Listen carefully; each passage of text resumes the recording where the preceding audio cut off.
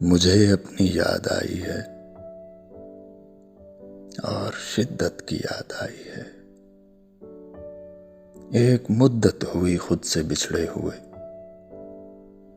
سوچتا ہوں کبھی راہ چلتے ہوئے خود سے گر سامنا ہو گیا، کیا میں پہچان پاؤں گا؟ گر سچ کہوں تو میرے حافظے سے میرے نقش دھندلا گئے ہیں۔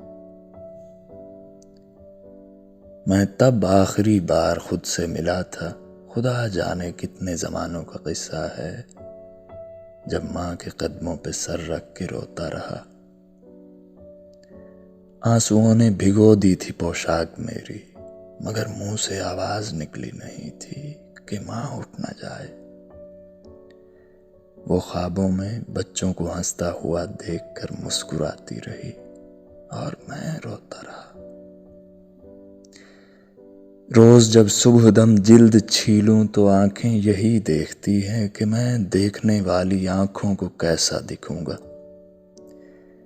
میری آنکھ پر دیکھنے والی آنکھوں کا چشمہ کچھ ایسا چڑھا ہے کہ میں اپنی آنکھوں سے کچھ بھی نہیں دیکھ پاتا، سو خود کو نہیں دیکھ پاتا۔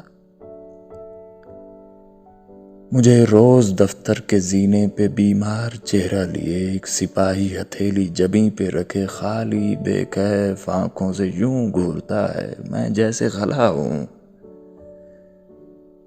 وہاں دفتری فائلوں، سرخ فیتوں میں بھی کاغذی حکم ناموں پہ ہیں میرے ہی دستخط، میں نہیں ہوں۔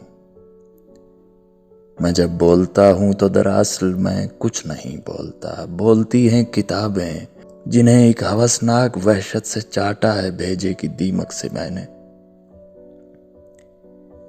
میں دفتر سے باہر نکل کر سماعت شکن شور سے بے نیاز اپنی گاڑی کے شیشے چڑھائے ہوئے خستگی اور بے کیف سستی سے معلوم رستوں پہ جاتے ہوئے ہارن سنتا ہوں، کوئی تو معلوم ہوتا ہے مجھ سے کوئی کچھ نہیں کہہ رہا، گاڑیوں کی ہیں آپس کی باتیں۔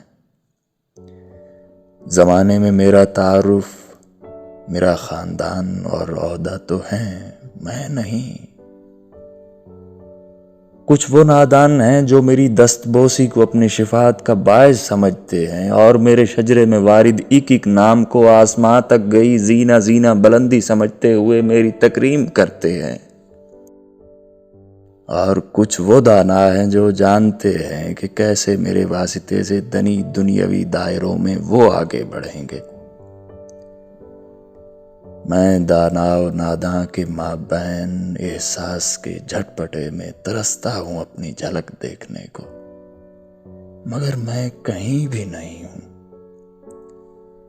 اگر میں کہیں بھی نہیں ہوں تو پھر خود سے بچھڑا نہیں ہوں، اگر خود سے بچھڑا نہیں ہوں تو خود سے ملا بھی نہیں تھا۔